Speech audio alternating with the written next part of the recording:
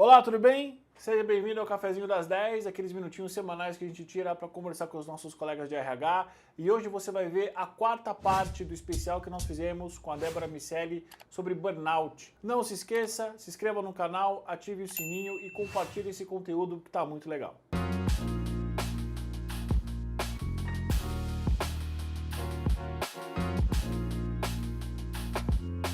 E aí, Edu, você me pediu para falar um pouco sobre como que a gente de RH para RH pode cuidar, né? Exatamente. Quem é que cuida dos cuidadores? Vamos lá. Aqui eu estou tirando o meu crachá de professora e falando realmente de RH para RH, né? Como cuidar do burnout nas organizações? Eu acho que a primeira coisa, e daí o porquê da tese, é cuidar dos líderes, né? É cuidar de quem cuida. E eu gostaria de fazer um apelo, se tiver CEOs assistindo, diretores, gerentes, né, supervisores, cuida do seu RH. Essa é uma coisa que o RH, ele ama cuidar de pessoas, ama cuidar do negócio. É uma coisa que a gente quer que o negócio dê certo e a gente quer que as pessoas saiam inteiras, motivadas e plenas todos os dias. Então, este processo, ele é um processo de alta complexidade. Então, o primeiro ponto é cuidar de quem cuida. E aí, eu trago um pouco aqui a questão do papel do RH, que o RH, ele é um pouco mais solitário, a gente sabe disso. Então, um outro alerta que eu quero trazer é para os profissionais de RH, para que eles se cuidem. Então, eu falei no vídeo anterior e eu trago de novo nesse vídeo, eu acho que as organizações, elas tentam fazer o melhor que está ao alcance delas para que dê os recursos, só que eu tenho percebido que nem sempre é suficiente. Então, a gente traz esse ponto do RH precisar se cuidar, né? O RH, ele precisa cuidar de si, cuidar da sua saúde física, da sua saúde emocional, da sua saúde mental. Então, o RH ele vai precisar aumentar o nível de recursos que ele tem para que ele seja capaz de transferir esses recursos para os líderes. Da mesma maneira que o líder ele também precisa identificar que, às vezes, o RH precisa de um incentivo, né? O RH também precisa de um recurso. Então, essa é a primeira parte que eu trago. Como que você faz isso? Aí eu acho que primeiro começar pela gente, pela nosso autocuidado. Então, ter uma vida plena, cuidar da parte física, emocional, mental, como eu disse, procurar ler, procurar ter uma vida de exercícios, procurar cuidar da saúde, procurar cuidar daquilo que é importante para você, que é tendo tempo com a família, tendo tempo de contemplar aquilo que é importante, para que volte realmente para a organização de uma maneira mais forte. Depois, uma coisa que eu gosto muito de falar, a gente que está na área de RH, a gente conhece a nossa cultura. Então, tem que ter um diagnóstico profundo da nossa cultura e verdadeiro, com base nas áreas do burnout. Então, eu trouxe aqui, né, eu coloquei pequenininho o slide que a gente apresentou no material anterior, falando quais são os elementos que são as áreas do burnout. Então, carga de trabalho. A gente sabe como a nossa organização está, o nível, né, de gordura que tem entre carga de trabalho e pessoas, ou o nível de escassez que a empresa está passando, principalmente pós-pandemia. Então, a gente sabe se a organização ela é mais orientada à tarefa, a processo, a um potencial criativo, né? Então, a gente sabe se a nossa organização ela é uma organização mais de controlar decisões ou se ela é mais aberta ao diferente. A gente sabe se a nossa organização ela está com benefícios, questões de reconhecimento social alinhados. Então, a gente também tem que observar e fazer um plano de ação em relação a isso. A gente também sabe se a nossa organização tem um ambiente de camaradagem ou se é uma organização mais competitiva. A gente sabe como que é o relacionamento entre gestores, colegas, clientes, se a reunião ela é mais tensa, se as reuniões são mais amigáveis. Depois, a gente sabe um pouquinho pelas pesquisas, climas, pelos relatos, como que as pessoas se sentem em relação às políticas, às práticas, né? Se a gente não sabe, a gente tem que ir mais no fundo, né? A gente tem que tem uma expressão que é muito legal, que é o Gemba, né? Você tem que ir no campo, você tem que ir ouvir ali o seu colaborador, o seu líder. Não dá para o RH ficar atrás da mesa apenas criando estratégia, se ela não tiver um olhar do que está acontecendo na ponta. E a gente sabe também o quanto que as pessoas ali, elas estão se sentindo alinhadas com o propósito da organização. Então, eu tenho tido aí algumas experiências profissionais de empresas que, muito mais do que elas terem um produto, elas têm um estilo de vida. Então, pessoas que amam aquilo que elas fazem, né? E aí, isso veio, Edu, também ali num relato de entrevista, de uma pessoa falar assim, eu estou na empresa que eu trabalho hoje porque, por meio do produto que eu trabalho, eu já vi várias pessoas saírem da depressão. Nossa, isso para aquela pessoa tinha um peso que ela, assim, ela lidava muito bem com os outros itens pela paixão que ela tinha pelo produto que ela lidava, né? Produto ou serviço. Então, você traz pessoas que realmente são conectadas ali com o seu propósito, você estimula isso. Então, essa parte de realizar um diagnóstico profundo e franco é porque eu acho que isso serve de guia para que depois você parta do as is para o to be. Então, onde estamos, para onde vamos. Essa é a primeira ação prática ali, né? Conscientizar os líderes sobre os papéis e responsabilidades. E o que é o burnout, e o que como que um colaborador chega no nível de esgotamento. Então, a gente também falou na conversa passada sobre o engajamento e o básico, né? Então, assim, existem coisas que estão no nível do RH, como responsabilidade, existem características que estão no nível da liderança, a responsabilidade, e existem coisas que estão no nível do colaborador. Então, assim, a criação de uma política geral é uma questão de recursos humanos. Agora, no dia a dia, fazer a gestão da carga de trabalho, o reconhecimento, dar autonomia para o colaborador, é um papel do líder, por exemplo, né? Da mesma maneira que, assim, o colaborador está passando por um momento pessoalmente difícil. A gente não sabe o que é. Pode ser uma perda, pode ser um problema na área da saúde, pode ser uma separação, enfim.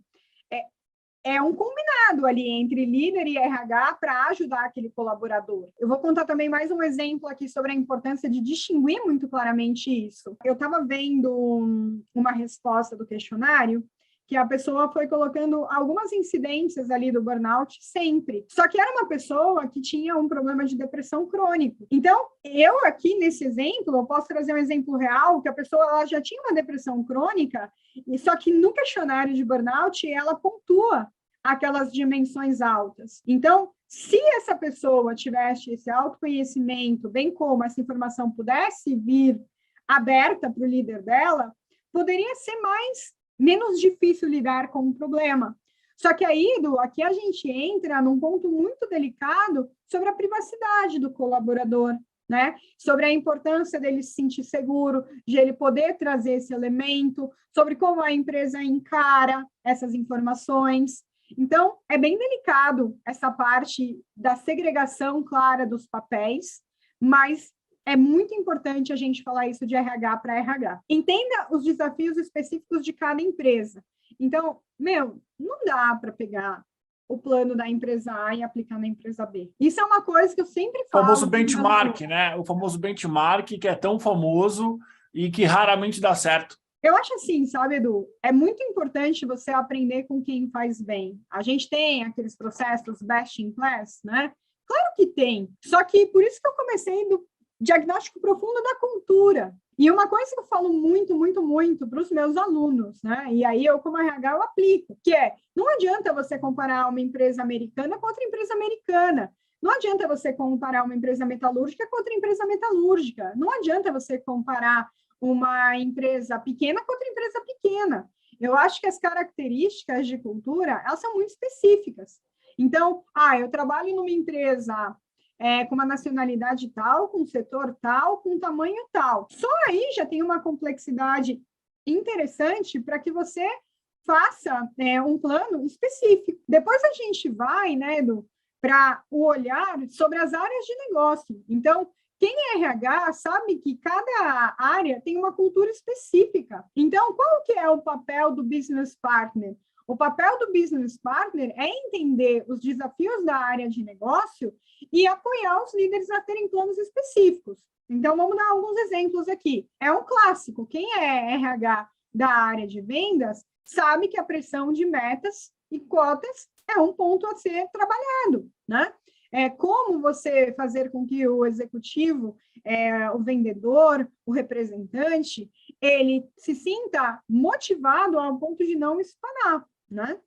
Aí, quem é da área, por exemplo, de áreas de suporte, que aí tem finanças, que aí tem, por exemplo, jurídico, que aí tem, por exemplo, RH, sabe que são outros desafios, né? Por exemplo, uma pessoa que é da área financeira tem alguns momentos entre fechamentos que elas não podem errar. Um erro de uma vírgula de um número pode trazer um problema muito grande. Aí, uma pessoa, por exemplo, da área jurídica, que pode vir a perder um processo. Como lidar com isso? Depois a gente vai para uma área de TI. Então, a área de TI também está tendo muitos relatos sobre burnout. Cada um que é BP da sua área precisa olhar para as suas necessidades, para as suas características. De uma área de tecnologia, de pesquisa e desenvolvimento, que vai ter que trabalhar muito a questão de inovação, tem os seus desafios. Então, você como um business partner, você tem que entender o desafio da área de negócio e criar planos específicos. E aí, Edu, para terminar, a gente falou do meio, né? A gente falou do dia a dia das empresas. Mas aí eu quero fazer ênfase em duas partes fundamentais do processo. Qual é a mais importante? Gente, cuidar de gente, tudo é importante. Essa é a realidade. Mas as empresas, elas precisam olhar com muito carinho para as áreas de aquisição de talento, trazer de uma maneira muito franca para os recrutadores, para as recrutadoras, qual é a cultura e tentar olhar com muito carinho, muito respeito ao indivíduo, de trazer profissionais que vão ser felizes naquela cultura. Então, assim... É o famoso fit cultural, né, Débora? Edu, como diria um ditado bem simples, né? Quem ama o feio, bonito lhe parece. Todas as empresas, toda panela tem a sua tampa e toda tampa tem a sua panela. Exato. Então, assim, o que pode ser uma cultura que fulano de tal não goste, outro é apaixonado. Então, assim, para ele, aquilo é bonito. Então, a gente tem que ter muita clareza nos processos de aquisição de talento sobre quem são as pessoas que vão vivenciar melhor a nossa cultura. Vou dar um exemplo, tá, Edu? Tem empresas que têm características ultra competitivas. Então, não dá para você trazer uma pessoa que não gosta da competição. Agora, ao mesmo tempo que tem empresas que são extremamente estáveis em ambientes extremamente cooperativos, que ela não pode trazer uma pessoa competitiva. Eu me recordo uma vez de um processo seletivo que a pessoa me falou assim, a nossa cultura ela é uma cultura extremamente política. Para você, isso funciona, né? Por quê? Porque tem pessoas que gostam mais, tem pessoas que gostam menos da política organizacional. Então, não é certo ou errado, mas é fazer as duas pecinhas, a panela e a tampa, se encontrar. E aí, o outro ponto é a saída do colaborador na organização. Então, eu falei para vocês o que me levou a estudar o burnout também. Foram muitos relatos de processos de saída. O filme O Amor Sem Limites, que tem ali o depoimento de um caso de suicídio pós-saída. Então, aqui, a gente traz um cuidado muito grande sobre como fazer o processo de saída humanizado. O processo de saída, ele já é um processo muito delicado e ele pode ser traumático, né? Então, não se trata da pessoa sair achando que ela é incompetente, que ela não serve. Só que é muito difícil, Edu, né? É muito difícil. Quem já fez processos de demissão sabe que o processo por si mesmo já é um processo que a pessoa sente um fracasso, na grande parte. Mas foi uma reestruturação. Mas por que fui eu e não foi o outro? Exato. Então, é muito cuidadoso. Então, o processo de preparar as pessoas para realizar uma saída com muito cuidado. O que eu mais falo para as pessoas, né, alunos e líderes, quando a gente tem que passar por esse processo, faça a saída como se fosse com você. Se você tivesse sentado do outro lado na mesa, como você gostaria de ser tratado? Então, assim, é de um cuidado, de uma dignidade, de uma compaixão com o indivíduo, que não é que ele não serve, é que simplesmente chegou o momento de um próximo passo. Então, Edu, são esses pontos, assim, que de todas as nossas conversas na câmera e nos bastidores, eu senti de trazer para as pessoas. Não sei se você tem mais alguma pergunta para a gente falar sobre isso. Débora, muito obrigado por você ter compartilhado com a gente todo o seu conhecimento nesses 4 programas que nós gravamos. Não era o nosso plano inicial, o nosso plano era fazer um só, mas como são conteúdos muito ricos, muito intensos, eu decidi dividi-los em 4. E aí eu acho que dessa maneira fica muito fácil para as pessoas entenderem, muito fácil para as pessoas estudarem, entender o que é cada uma das partes. Semana passada a gente falou sobre os sintomas do burnout e no vídeo dessa semana a gente falou sobre o que as organizações podem fazer, talvez para diminuir ou até mesmo coibir o burnout. Quais são suas últimas palavras nesse mês que basicamente nós falamos sobre burnout? Todas as semanas teve um programa dedicado a isso. Edu, para finalizar, eu quero te agradecer mais uma vez pelo espaço que você abriu. É realmente bastante conteúdo e por isso o cuidado da gente estudar na tese. Eu acho que, como palavras finais, eu quero parabenizar não só você por estar abrindo esse espaço de conteúdo rico, uma comunidade de suporte importante na área de RH com conteúdos relevantes, mas eu também quero parabenizar todos os colegas da área de recursos humanos, que a gente sabe o porquê está na área, né? A gente ama cuidar de pessoas e a gente acho que precisa também ter esse momento de reflexão. Então, eu quero me colocar à disposição dos colegas, caso alguém queira conversar sobre a questão de burnout. Ainda sou uma aprendiz total sobre o assunto, me coloco com toda essa humildade nesse processo, porque são mais de 280 artigos que a gente tem que ler, né? E aí eu acho que a grande questão é ter um corpo de pessoas de diferentes áreas para poder debater o assunto. Eu acho que todas as questões da área humana ela precisa ter uma visão holística. Então, um psicólogo à mesa, um psiquiatra à mesa, um recursos humanos à mesa, um líder à mesa. Eu acho que a gente tem que ter essa complexidade para fazer um bom diagnóstico. Então, eu me coloco à disposição nesse papel de uma investigadora social, caso alguém queira conversar. Tá bom? Muito bom, Débora. Muito obrigado por você ter disponibilizado, né, o seu tempo, o seu estudo. Para você que está vendo a gente, para você que está ouvindo, eu vou deixar o link para o LinkedIn da Débora, tanto no card do YouTube quanto no card do podcast. Recomendo que você entre em contato com ela. É uma pessoa incrível e está desenvolvendo esse super trabalho. E como você sabe, para você que está vendo, a gente está ouvindo, muito obrigado pelo seu tempo. Até a semana que vem com mais um Cafezinho das 10.